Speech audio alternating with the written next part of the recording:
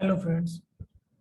इस लेक्चर के अंदर हम बात करेंगे टाइप्स ऑफ रीजन। इससे पहले के जो हमारे रीजनल प्लानिंग के जो लेक्चर्स थे उसके अंदर हमने रीजन क्या होता है इस बात के ऊपर डिस्कशन किया, एट्रीब्यूट्स ऑफ रीजन को डिस्कस किया और रीजनल प्लानिंग एक सब्जेक्ट के तौर पे कैसे डेवलप हुआ, इन सब बातों के ऊपर हमने डिस्कस किया। आज का जो टॉपिक है वो फॉर्मल और फंक्शनल रीजन क्या होते हैं इसको एक्सप्लेन करना, और उसके बाद में हम इसी लेक्चर में आगे डिस्कस करेंगे कि जो इंडिया है उसके अलग अलग प्लानिंग रीजन्स क्या हैं और प्लानिंग रीजन क्या होता है और इंडिया को किन किन प्लानिंग रीजन्स में बांटा गया है। तो स्टार्ट करते हैं। सबसे पहले बात आती है फॉर्मल रीजन्स क्या होते हैं। फॉर्मल रीजन्स बेसिकली वो रीजन होते हैं जिनका एक होमोजेनियस कैरेक्टरिस्टिक होता है। इन रीजन्स को हम यूनिफॉर्म रीजन भी कह सकते हैं और होमोजेनियस रीजन भी कहते हैं, क्योंकि इनका एक स्पेसिफिक कैरेक्टरिस्टिक होता है, एक सेम कैरेक्टरिस्टिक पूरे रीजन के अंदर पाई जाती है। It has a specific characteristic that are fairly uniform throughout the region. Example के तौर पे हम कह सकते हैं जैसे कोई भी रीजन है, अगर उसके अंदर एक ही same type of culture, same type of language अगर बोली जाती है तो वो क्या एक तरह का एक होमोजेनियस रीजन है, या हम कह सकते हैं फॉर्मल रीजन है, यूनिफॉर्म रीजन है। जैसे साउथ कोरिया एक पॉलिटिकल रीजन है, एक कंट्री है, इसलिए हम उसको आइडेंटिफाई भी कर सकते हैं। वो एक क्या है, होमोजेनियस रीजन है, एक फॉर्मल रीजन है, क्योंकि उसके अंदर एक होमोजेनिटी पाई जाती है। होमोजेनिटी क्या है कि वो एक कोरियन कल्चर को फॉलो अप करता है। तो फॉर्मल रीजन ध्यान में आ गया सभी के। इसके बाद में बात आती है फंक्शनल रीजन क्या होते हैं। फंक्शनल रीजन को नोडल रीजन भी कहते हैं, क्योंकि ये जो रीजन है इनको हम किसी भी फंक्शन के आधार पर इनका क्लासिफिकेशन करते हैं। वो फंक्शन सोशल हो सकता है, वो फंक्शन इकोनॉमिक हो सकता है, और वो फंक्शन है वो एक नोड के चारों ओर घूमता है। जो फंक्शन किसी न किसी एक नोड के ऊपर क्या होता है, बेसिस होता है।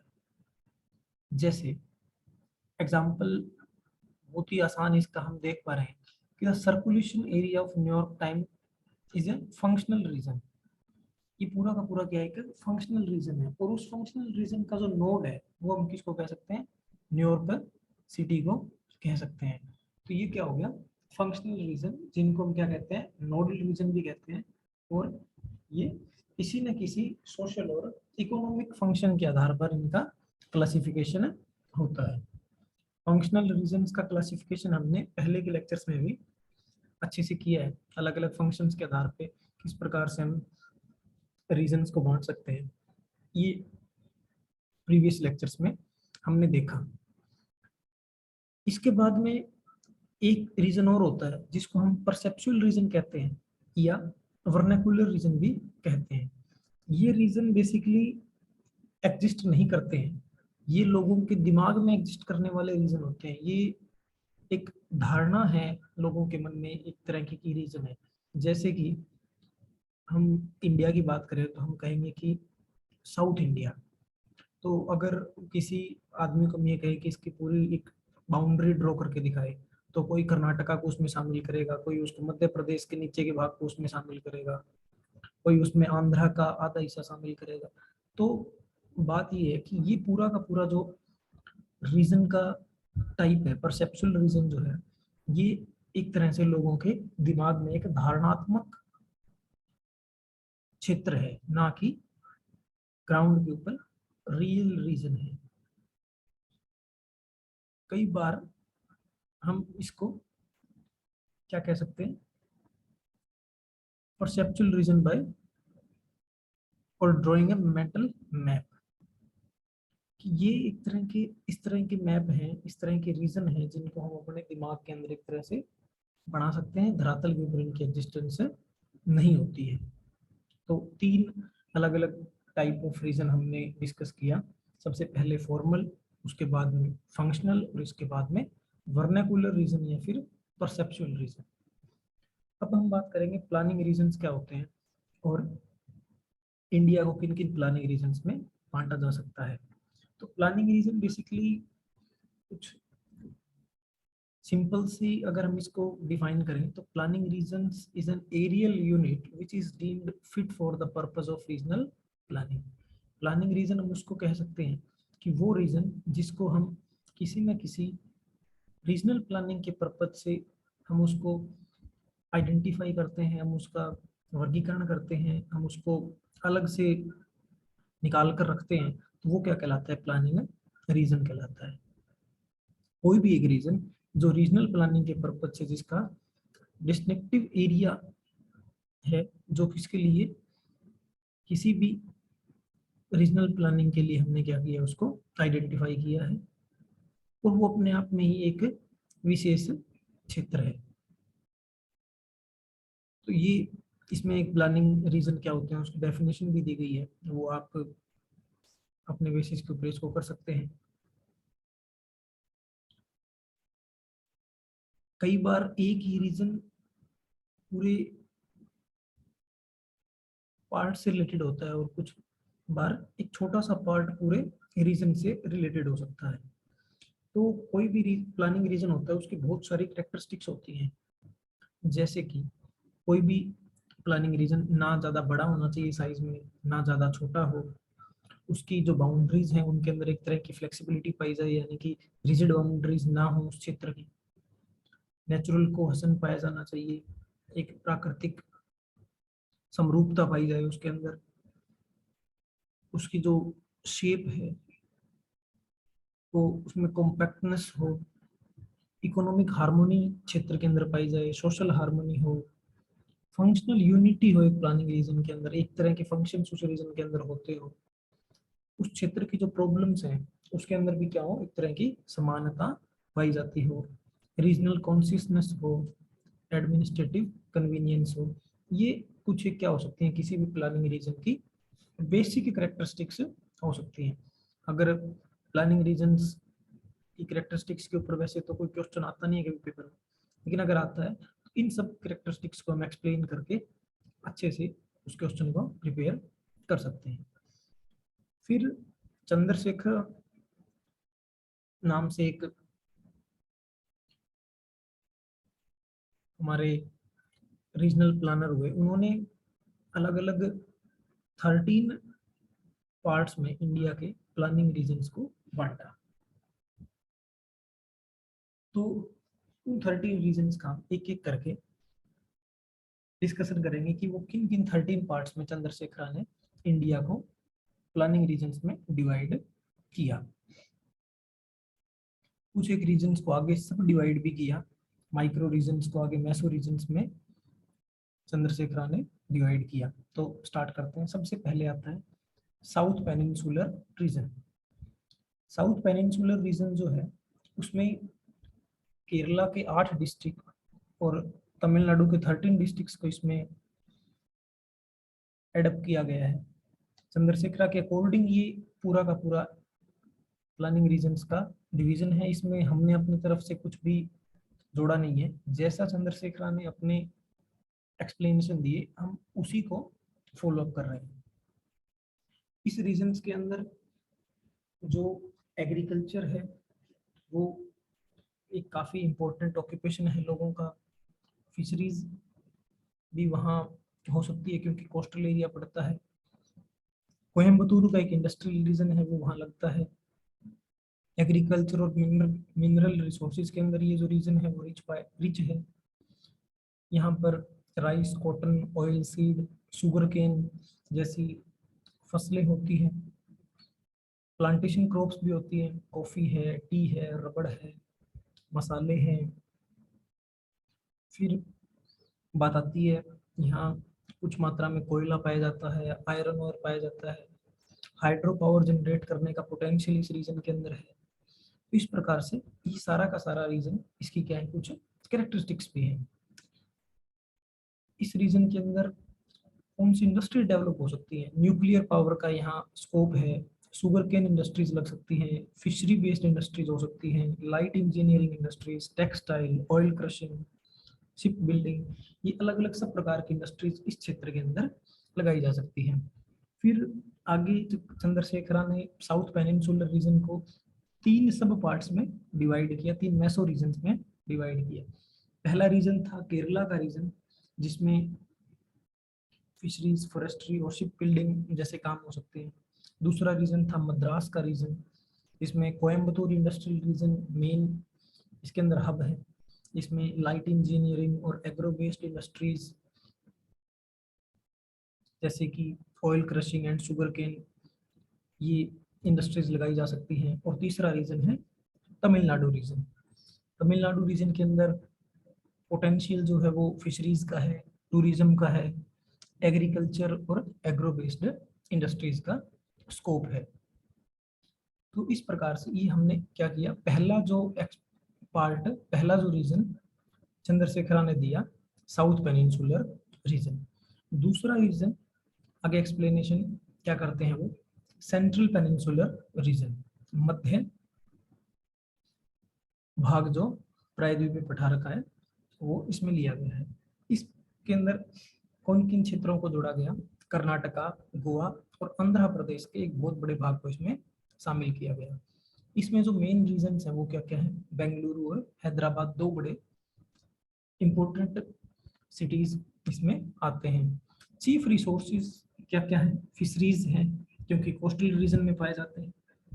उसके बाद में आंध्र प्रदेश के जो मैदानी भाग है उसके अंदर एग्रीकल्चर पोटेंशियल है, प्लांटेशन एग्रीकल्चर का भी यहाँ स्कोप है, कोयला, आयरन, गोल्ड, मैग्नीज, बॉक्साइट, इन सब चीज़ों में गोवा और कर्नाटका के अंदर ये चीज़ें मिनरल्स पाए जाते हैं। ये सब यहाँ हाइड्रो पावर का भी पोटेंशियल है, aggregated agriculture, food processing industries, forest based industries, light engineering, aeronautical industry, tobacco cultivation, इन सब प्रकार की इंडस्ट्रीज के यहाँ लगाए जाने के स्कोप हैं। फिर आगे बात आती है कि इन रीजन, सेंट्रल पेनिनसुलर रीजन को आगे 4 सब मैसो रीजन्स के अंदर डिवाइड किया गया। सबसे पहला रीजन था Karnataka coastal and interior region, दूसरा रायसीमा एंड कोस्टल रीजन, तीसरा Bellary Hospet mining industrial region, और उसके बाद तेलंगाना एंड कोस्टल प्लेन्स। इन सब रीजन्स के भी अपने अपने कैरेक्टरिस्टिक्स हैं। कई स्थानों पर फूड बेस्ड इंडस्ट्रीज लग सकती हैं, तो कहीं इरिगेटेड एग्रीकल्चर, मिक्स्ड फार्मिंग हो सकता है। कुछ एरियाज जहाँ माइनिंग इंडस्ट्रियल रीजन लग सकते हैं जैसे कि आयरन और एंड स्टील इंडस्ट्रीज। तेलंगाना का जो रीजन है बेसिकली उसमें intensive cultivation, food processing industries, tobacco industries, ये सब इन क्षेत्रों की अपनी अपनी कुछ प्रमुख विशेषताएं हैं। इसके बाद में तीसरा जो उन्होंने एक्सप्लेनेशन दिया वो था वेस्टर्न पेनिनसुलर रीजन, पश्चिमी प्रायद्वीपीय पठारीय क्षेत्र। इसके अंदर कोंकण और का जो मेन रीजन है उसको शामिल किया गया, और कुछ पार्ट इसमें मराठवाड़ा रीजन का आया। ट्रैप्स एग्रो इंडस्ट्रियल रीजन भी इसके अंदर शामिल है। इंडस्ट्रियल जो कंसंट्रेशन है इस रीजन के अंदर वो कहाँ है, सबसे ज्यादा मुंबई इसका हब है। इसके अंदर जो मेन रिसोर्सेज पाए जाते हैं इस रीजन में वो क्या क्या है, फिशरीज यहाँ हो सकती है, cotton cultivation, ferrous and non ferrous minerals है। यहाँ भी हाइड्रो पावर का एक अच्छा पोटेंशियल पाया जाता है। जो अब तक हम 3 रीजन डिस्कस कर चुके हैं, इन तीनों रीजन्स में एक चीज बड़ा कॉमन आ रहा है कि ये जो पेनिनसुलर रीजन है, वेस्टर्न है, ईस्टर्न, वेस्टर्न, साउदर्न, सेंट्रल, इन सब के अंदर जो हाइड्रो पावर पोटेंशियल है वो ज्यादा है, क्योंकि यहाँ पर कोस्टल एरियाज को ये टच करता है। उसके बाद में इस क्षेत्र का इकोनॉमिक स्पेशलाइजेशन क्या है, यहाँ cotton processing and cotton textiles, light engineering industries, coastal fisheries, tourism and film industries, इन सब चीज़ों की यहाँ भरपूर मात्रा में ये सब चीजें हो सकती है। इस वजह से ये यहाँ के जो प्रमुख आर्थिकी में सहायक के तौर पे काम कर रही है। इस रीजन को चंद्रशेखर ने दो मैसो रीजन्स में डिवाइड किया। पहला कोंकण एंड ट्रैप रीजन, दूसरा मराठवाड़ा एग्रो इंडस्ट्रियल रीजन। चौथा जो रीजन है वो सेंट्रल दक्कन रीजन। ये जो है ये मध्य प्रदेश और महाराष्ट्र के पार्ट्स को कवर करता है। इसमें नागपुर जो महाराष्ट्र में एक सिटी है वो इसका प्रोमिनेंट सेंटर है। यहाँ हॉर्टिकल्चर का अच्छा स्कोप है इस क्षेत्र में। Cotton cultivation, agro based industries, mineral reserve के तौर पे आयरन और यहाँ पाया जाता है। हाइड्रो पावर, नर्मदा क्षेत्र के अंदर हाइड्रो पावर का अच्छा पोटेंशियल है। इंडस्ट्रीज के तौर पे यहाँ cotton processing, fertiliser industries, chemical industries, heavy machine building industries, ये सब प्रकार की इंडस्ट्रीज का स्कोप है। इनमें से कुछ इंडस्ट्रीज वहाँ लगी हुई है। इस रीजन को दो मैसो रीजन्स में बांटा गया। पहला रीजन नर्मदा वैली रीजन और दूसरा खानदेश बैराड रीजन। नर्मदा जो घाटी का क्षेत्र है उसमें कपास, millet cultivation, cotton processing, industrial concentration होता है। जो बॉम्बे भिलाई बेल्ट है उसके ऊपर फर्टिलाइजर एंड केमिकल इंडस्ट्रीज के भी यहाँ अच्छे स्कोप है। फिर खानदेश बैराड रीजन, इसमें cotton processing industries, ferrous based metallurgical industries यहाँ की जो चीफ इकोनॉमिक स्पेशलाइज्ड इंडस्ट्रीज हैं। उसके बाद में आगे बात आती है पांचवा रीजन, ईस्टर्न पेनिनसुलर रीजन। इसके अंदर कौन कौन से क्षेत्र आएंगे? North eastern Deccan coastal planes, Dandakaranya, Mahanadi basin, छोटा नागपुर, सोन एंड ब्राह्मणी इंडस्ट्रियल रीजन। इस जो ईस्टर्न पेनिनसुलर रीजन के अंदर इन सब क्षेत्रों को शामिल किया गया। यहाँ चीफ इंडस्ट्रीज जो है वो कौन कौन सी है? राउरकेला में है, जमशेदपुर, भिलाई, संभलपुर, कटक, विशाखापट्टनम, इन सब क्षेत्रों में यहाँ इंडस्ट्रीज हैं। फिशरीज और एग्रीकल्चर का काफ़ी स्कोप महानदी बेसिन में पाया जाता है। मिनरल्स में ये क्षेत्र बहुत भरपूर मात्रा में यहाँ मिनरल्स पाए जाते हैं। कोयला, आयरन और मैंगनीज, मिका, बॉक्साइट यहाँ पाए जाते हैं। हाइड्रो पावर का यहाँ पोटेंशियल है यहाँ नदियों के ऊपर। फिर इंडस्ट्रीज यहाँ कौन कौन सी लग सकती है या लगी हुई है? Fisheries, forestry, forest based industry, chemical industries, iron and steel industries. इस क्षेत्र को आगे 6 सब मैसो रीजन्स में डिवाइड किया गया। North eastern Deccan coastal planes जो महानदी डेल्टा को कवर करते हैं। दूसरा दंडकारण्य रीजन, तीसरा महानदी बेसिन रीजन, फिर सोन इंडस्ट्रियल रीजन, फिर छोटा नागपुर रीजन और लास्ट में ब्राह्मणी इंडस्ट्रियल रीजन। इन अलग अलग सब पार्ट्स में इसको डिवाइड किया गया है। उसके बाद आता है Gujarat region. It includes both Gujarat hills and plains and Kathiawar and Kutch region. इस रीजन में जो मेन जो सिटीज हैं, प्रोमिनेंट सिटीज हैं, वो कौन कौन सी हैं? सूरत है, अहमदाबाद, पोरबंदर, वडोदरा, ये मेन सिटीज हैं। यहाँ रिसोर्सेज के तौर पे chemical, petroleum, salt, limestone, bauxite, petrochemical industries, salt based chemical and coastal fisheries, ये सब रिसोर्सेज हैं। या इसके तौर पे इनको हम इस तौर पे कह सकते हैं कि इन सब चीज़ों को यहाँ इस टाइप की इंडस्ट्रीज लगाने का भी यहाँ पोटेंशियल है। यहाँ पर मेन जो फसलें हैं वो कॉटन और ऑयल सीड होते हैं।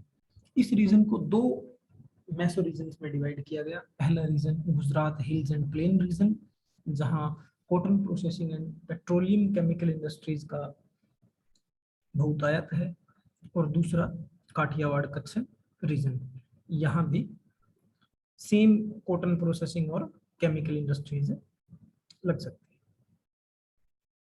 है। ये दो हमने इसके सब पार्ट्स पढ़े। इसके बाद में आता है western Rajasthan reason.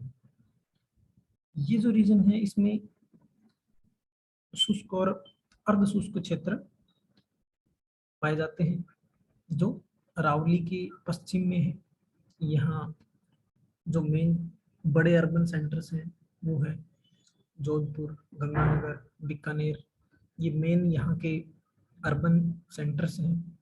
Chief resources के तौर पे यहाँ लिग्नाइट, कोयला, जिप्सम, लाइमस्टोन, प्रीसियस स्टोन्स पाए जाते हैं।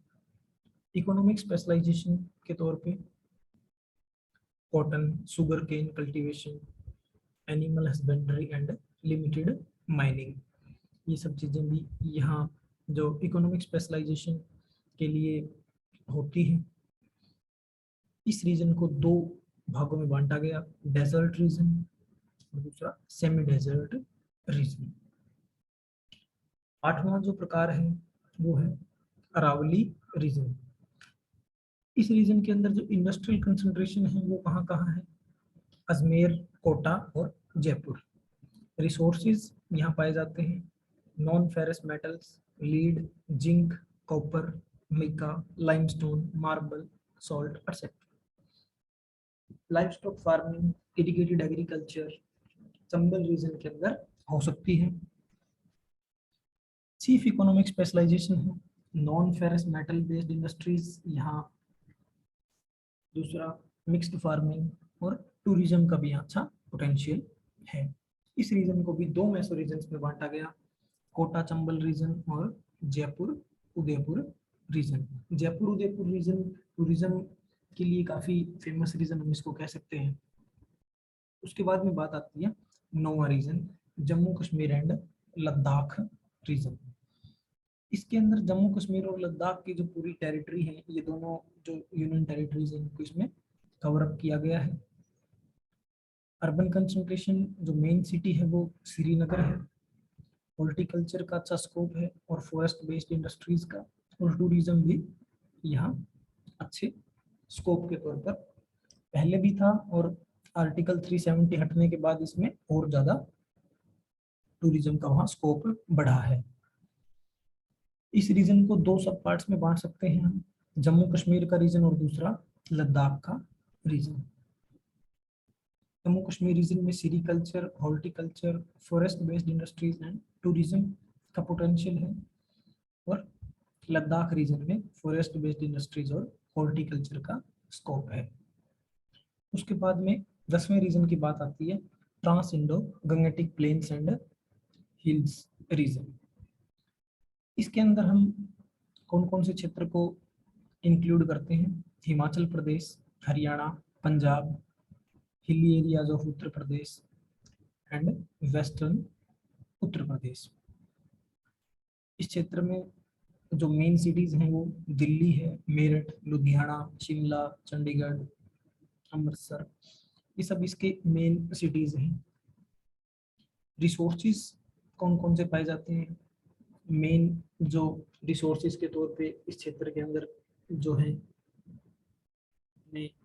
उत्तरी भारत के मैदान, ये एग्रीकल्चर और हॉर्टिकल्चर के लिए ही फेमस है। इकोनॉमिक स्पेशलाइजेशन के तौर पे फॉरेस्ट्री, एग्रो बेस्ड इंडस्ट्रीज और टूरिज्म का पोटेंशियल है कुछ क्षेत्रों में। हाइड्रो पावर पोटेंशियल्स है क्योंकि यहाँ नदी यहाँ काफी है और उन नदियों के ऊपर हाइड्रो पावर का एक अच्छा पोटेंशियल है। इस रीजन को भी दो भागों में बांटा गया चंद्रशेखरन के द्वारा। पहला भाग Bhakra Nangal agro industrial region, जहाँ पर irrigated agriculture, wool and textile, light engineering industries and tourism का स्कोप है। दूसरा Delhi Uttarakhand western Uttar Pradesh plains and hills region. ये इसको दिल्ली से लेकर और उत्तराखंड तक का जो पूरा ये क्षेत्र है इसको इसमें शामिल किया गया। यहाँ agriculture, horticulture, agro based industries, light engineering और टूरिज्म का स्कोप है। इसके बाद में आगे Ganga Yamuna plains region. It covers large part of Uttar Pradesh and Madhya Pradesh. Ganga और यमुना नदी के जो मैदान है वो इसमें शामिल होंगे. आगरा, लखनऊ, वाराणसी, कानपुर, इलाहाबाद, जिसको हम प्रयागराज कहते हैं, छतरपुर, टीकमगढ़, ये सब क्षेत्र इसके अंदर मेन जो सिटीज हैं वो अर्बन सिटीज या अर्बन सेंटर्स इस क्षेत्र के हैं. रिसोर्सेज पोटेंशियल यहाँ भी एग्रीकल्चर का ज़्यादा है. मैदानी भाग है, यहाँ वीट, राइस, शुगर केन पाए जाते हैं. मध्य प्रदेश का फॉरेस्ट पोटेंशियल, फॉरेस्ट रिसोर्सेज और एग्रो बेस्ड इंडस्ट्रीज इस क्षेत्र के अंदर है. इस क्षेत्र को भी दो भागों में बांटा गया. पहला कानपुर रीजन और दूसरा बागलखंड रीजन. दोनों ही रीजन्स के अंदर एग्रीकल्चर और एग्रो बेस्ड इंडस्ट्रीज का बहुत अच्छा स्कोप है. इसके बाद में बात आती है 12वां जो 12th पार्ट के तौर पे लोअर गंगा प्लेन रीजन आता है. इस क्षेत्र के इसके अंदर नॉर्थ बिहार और वेस्ट बंगाल के क्षेत्र को शामिल किया गया. Patna, Calcutta, Barauni are the chief industrial centres of this area. Resources के तौर पे हम कह सकते हैं एग्रीकल्चर. एग्रीकल्चर में भी जूट और चाय, क्योंकि यहाँ कृषि होती है. पेट्रोकेमिकल इंडस्ट्रीज का अच्छा स्कोप है. इस क्षेत्र को 3 सब मेसो रीजन में बांटा गया. North Bihar region, Calcutta Hugli region, north Bengal plains region. फिर आता है 13वां और last part north eastern region. It covers entire north east and east part of the west Bengal. सारे नॉर्थ ईस्ट स्टेट्स और वेस्ट बंगाल का ईस्टर्न पार्ट. इसके अंदर शिलोंग, गुवाहाटी, डिगबोई, ये क्या है, मेन इंडस्ट्रियल सेंटर्स हैं. चीफ रिसोर्सेज के तौर पे यहाँ jute cultivation, tea plantation, petrochemical, coal, crude oil और हॉर्टिकल्चर है. इकोनॉमिक स्पेशलाइजेशन के तौर पे यहाँ jute cultivation, coal mining, petroleum, natural gas, chemical industry and forest based industry. इस रीजन को 3 सब पार्ट्स में डिवाइड कर सकते हैं. Lower Shillong region, upper Brahmaputra and hills region और eastern hills and plain reason.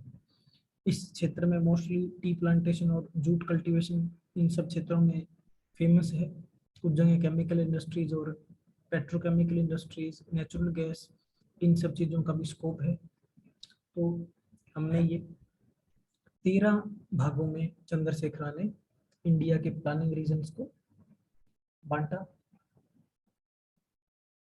Conclusion के तौर पे हम क्या कह सकते हैं, with the recent access to the information technology in GIS, it should not be difficult for the geography community of the country to offer the best regional schemes suited to the country's need in the area of planning that could facilitate accomplishment of the separate objective of our planners, minimizing regional disparities and optimizing the utilization of the resources potential of different parts of the country and that of different segments of the society.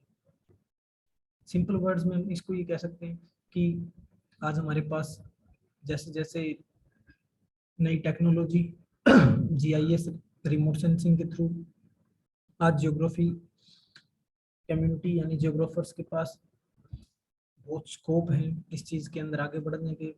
हम GIS की सहायता से, remote sensing की सहायता से planning regions को और अच्छे से डिवाइड करने का तरीका निकाल सकते हैं. उनको किस प्रकार से डिवाइड किया जा सकता है जिसमें रीजनल डिस्पैरिटीज को बहुत ज़्यादा कम किया जा सके, तो इसके दिशा में काम करना चाहिए.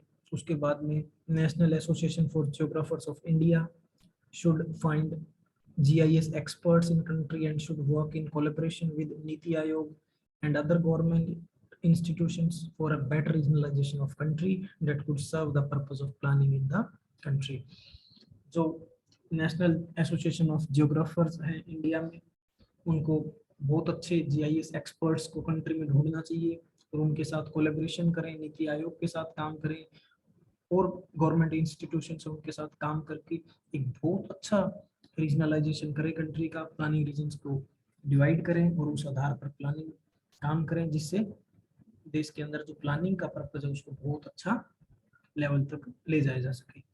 तो आज हमने इस लेक्चर में क्या क्या डिस्कस किया, सबसे पहले फॉर्मल रीजन्स, फिर फंक्शनल रीजन, फिर वर्नाकुलर रीजन्स क्या होते हैं, उसके बाद में प्लानिंग रीजन्स क्या होते हैं, और चंद्रशेखर ने 13 पार्ट्स में इंडिया के प्लानिंग रीजन्स में बांटा, और कैरेक्टरिस्टिक्स ऑफ प्लानिंग रीजन, इन सब बातों के ऊपर हमने डिस्कस किया।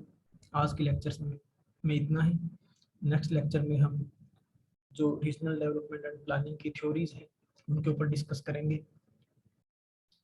Thank you. आप इस चैनल को सब्सक्राइब करें, अपने जियोग्राफर फ्रेंड्स के साथ शेयर करें, ताकि वो भी इन लेक्चर्स को देखकर अपने एग्जाम्स की प्रिपरेशन कर सके या इस जियोग्राफी फील्ड में आगे जा सके। Thank you and have a good day.